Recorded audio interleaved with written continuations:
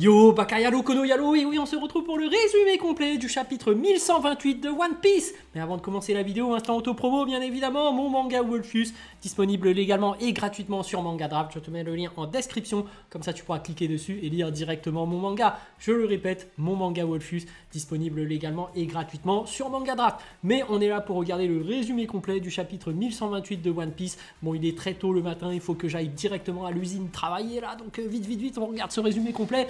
Et après, petit briefing sur ce que j'ai compris, hein, parce qu'on se rappelle que le résumé, j'avais rien compris, c'était trop chelou.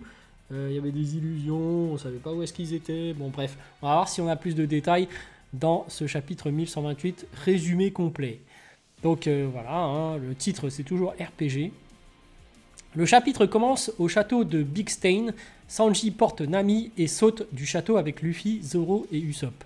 Ils arrivent sur la Terre en contrebas et on peut voir que le royaume entier est fait de pièces de Lego avec un énorme arbre Yggdrasil au milieu. Bon, ça va.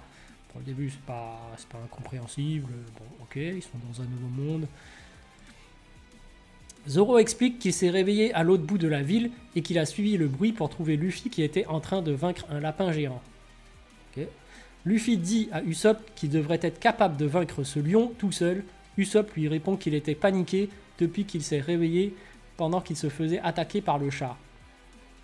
Voilà, il reproche à Usopp que t'es un commandant de Yonko, mais t'es nul. T'arrives pas à battre un simple lion. Bon. Usopp dit que ce royaume n'est pas Elbaf, puisque les tenues des guerriers géants sont de taille normale. L'équipage décide donc de se rendre dans la ville géante pour demander aux gens ce qui se passe. Comme je le dis, théorie, peut-être que c'est eux qui sont devenus des géants. Donc du coup, ça fait qu'ils ont la taille normale selon eux, mais en fait, ils sont tous géants. Enfin bref, sur le chemin de la ville, ils rencontrent un barbu de taille normale, portant des vêtements géants, chevauchant une sauterelle géante. Okay. Le barbu qui dit « Oh, vous êtes nouveau ici, n'est-ce pas? C'est le pays des dieux. » Le barbu explique qu'il s'agit d'un pays gouverné par des dieux, le dieu Oreille, lapin, le dieu Pointe, hérisson, et Iskat, le chat qui règne sur le château. Le barbu qui dit récemment qu'il y a aussi eu l'incident du dieu Oreille qui a été brûlé à mort à l'extérieur de la ville. Luffy qui fait « Ah, c'est ma faute, c'est Ubu ». Donc on voit que, bon ok, Luffy a déjà causé des dégâts. De toute façon, Luffy, dès qu'il arrive quelque part, il fout le bordel. Donc bref. Usopp couvre la bouche de Luffy avant qu'il ne parle trop, tandis que Zoro, Nami et Sanji sifflent et regardent ailleurs pour cacher qu'ils ont tué le lapin. Ils ont tué leur dieu. Le barbu qui fait « Si vous avez faim, vous pouvez passer par notre ville pour obtenir des rations, mais vous ne pouvez pas aller de l'autre côté du château. » Luffy qui fait « Hein, pourquoi ?» Le barbu qui dit « Le temple du soleil est là et il est gardé par des gardiens féroces. Personne ne s'est jamais approché du temple et n'est revenu pour raconter l'histoire. » Nami qui fait « Attends, ne le dites pas comme ça, où il va ?» Luffy qui fait « Ah ouais, je le vois avec ses yeux qui brillent. On y va !» Bref, on se croyait un peu dans Zoo. Vous savez, avec les hommes animaux là. Là, c'est un peu ça, il tape des animaux. Bon.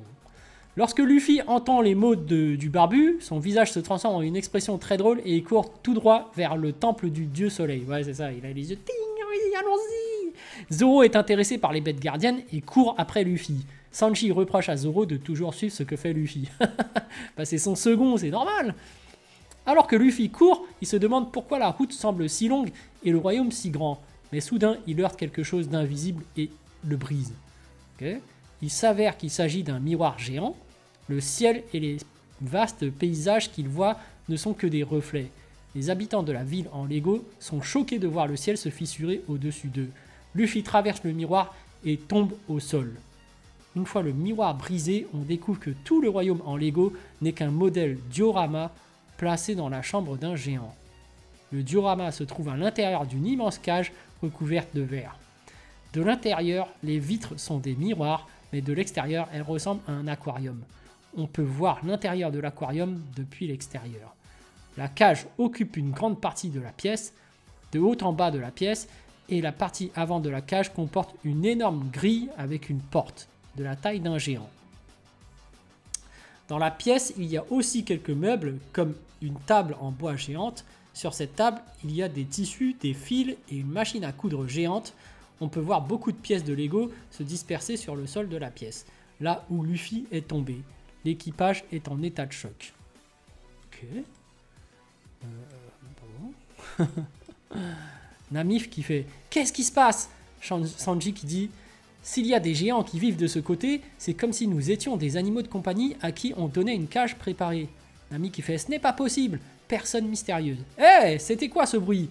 Êtes-vous de mon côté? Aidez-moi » Nami qui fait « Hein ?» Cette voix mystérieuse est celle de Chopper, qui est prisonnier à l'extérieur de la cage, dans la table en bois géante. Zoro le libère et Chopper fait pleurer Nami. Chopper qui fait « Waouh, tout le monde, je suis si content que vous m'ayez retrouvé !» Et Nami qui fait « Chopper, mon pauvre, ça va aller maintenant !»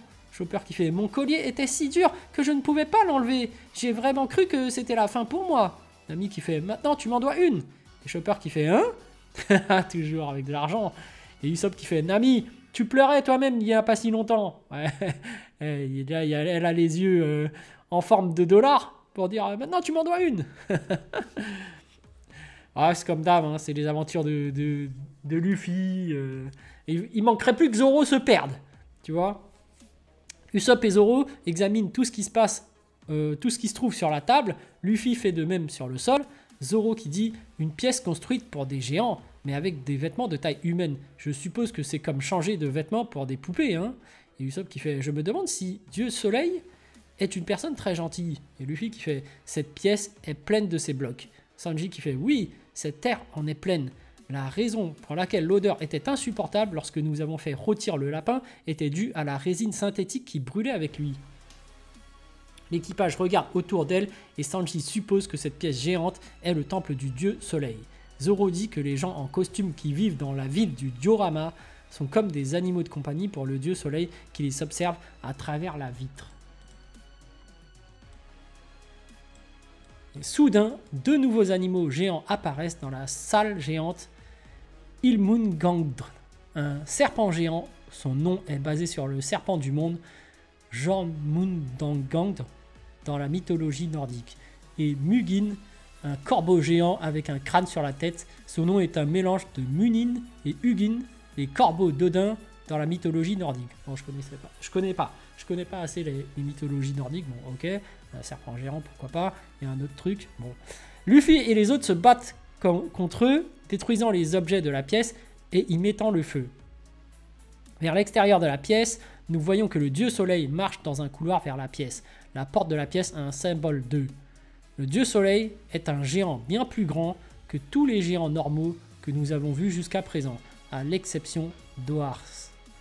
Mais nous ne pouvons pas encore voir si ce dieu soleil est un homme ou une femme. Ce dieu soleil est un géant mince qui porte une longue tunique noire et un crâne de cerf avec de grands bois et une crinière qui couvre son visage. Le dieu soleil a un bâton et un bouclier avec le symbole du soleil. Le dieu soleil remarque que de la fumée et du bruit proviennent de la pièce, alors le dieu soleil entre dans la pièce et est choqué de voir Luffy la détruire pendant qu'ils combattent les animaux. Luffy utilise le Gear 5 et rit au milieu du feu qui brûle la pièce. Il utilise ensuite le Gomu Gomu no Down Pistol pour vaincre le serpent géant. De son côté, Zoro bat le corbeau géant. L'équipe du chapeau de paille entre ensuite dans le diorama pour échapper au dieu soleil et rencontre à nouveau Iskat, le chat géant qu'ils ont vaincu dans le château. Iskat est très en colère, mais il frappe la tête d'Iskat et monte dessus pendant que Nami leur montre une carte qu'elle a trouvée. Oh, ils sont vraiment en train de foutre le bordel. Chopper qui dit « Le chat a dit « Je m'en souviendrai ». Nami qui dit « Ok, mais surtout, regardez, on n'a pas trouvé ce qu'on cherchait. Mais on a trouvé le plan de ce pays de blocs. » Et Sanji qui fait, en d'autres termes, une carte. Et Zoro qui fait « Il arrive ». Dans l'incroyable double page finale du chapitre, nous voyons l'équipe du chapeau de paille chevaucher Iskat à travers la ville du diorama avec le dieu soleil qui les poursuit. Les habitants de la ville sont choqués lorsqu'ils voient le dieu soleil enragé. Le dieu soleil « Comment osez-vous » Et Nami qui fait « Les gars, préparez-vous. Si nous courons en ligne droite, il y a un autre miroir devant nous. Si nous le détruisons en même temps que le mur, nous serons dehors. » Et Luffy qui dit « Oui, sortons d'ici !» Les habitants de la ville « Quoi ?» Le dieu soleil est furieux. Le dieu soleil « Vous ne vous échapperez pas !» Fin. Ok, les amis, c'est un peu plus compréhensible. C'est vrai que dans le premier résumé, on comprenait rien du tout. Là, on comprend que Luffy et ses amis sont enfermés dans un monde par un géant. Le géant est déguisé en dieu soleil certainement parce que les géants d'Elbaf, bah, ils croient en ce dieu soleil. Du coup là, normalement, s'il a vu le Gear 5 et qu'il les poursuit, c'est peut-être pour aller le vénérer. Parce que finalement, si tu te déguises en ce dieu soleil, bah, c'est peut-être parce que tu le vénères, tout simplement. Donc ils attendent. On sait que les gens d'Elbaf, les géants, attendent avec impatience le retour du grand dieu soleil Nika. Donc là, il est en phase 2, sauf qu'il est petit. Donc dès qu'ils verront qu'il est géant à leur taille, ils vont faire « Waouh, incroyable, c'est le vrai dieu Nika !» Donc voilà, comment j'interprète ça, c'est ça. C'est juste un géant qui a enfermé l'équipage de Luffy parce qu'ils étaient petits. Donc lui, c'est vraiment un pur géant. Il est 2 fois plus grand que tous les autres. Donc voilà, pour lui, c'est juste des jouets. Donc il les a mis dans un diorama. Un peu comme nous quand on joue avec des petites figurines. Sauf que ces petites figurines marchent toutes seules. Un peu comme dans Toy Story. Donc ok, pourquoi pas, il joue avec. Et là, il va certainement se rendre compte que c'est un mini Nika. Donc il va se dire, c'est un mini dieu, c'est génial. Je le poursuis quand même si je suis furieux parce qu'il est en train de tout casser. Mais au final, si Luffy devient géant, bah là, il va se dire, c'est le vrai Nika. C'est vraiment le dieu soleil, je le vénère, c'est mon dieu. Donc voilà, on a le lore qui se met en place, mais en tout cas, on entre dans le quotidien des géants, je pense. Et donc là, on a affaire à un géant plus grand que les autres. Bah, ça arrive hein, finalement. Et en fait, on voit que finalement, les géants ne sont pas forcément des gentils, parce qu'ils sont juste en train de jouer, mais comme on est ce qu'on est par rapport à notre référence, c'est-à-dire que quand tu es géant, tu te rends pas compte que les autres sont petits et que eux-mêmes sont des êtres comme toi, bah du coup tu peux t'amuser avec eux parce que tu as une supériorité physique et donc tu es géant par rapport à eux, donc tu te dis bon bah je vais jouer avec ça parce que ce sont des jouets. C'est un peu comme nous quand on regarde des fourmis, tu vois, tu te dis bon bah ce sont des fourmis, parfois il t'arrive quand tu étais petit, du moins de jouer avec.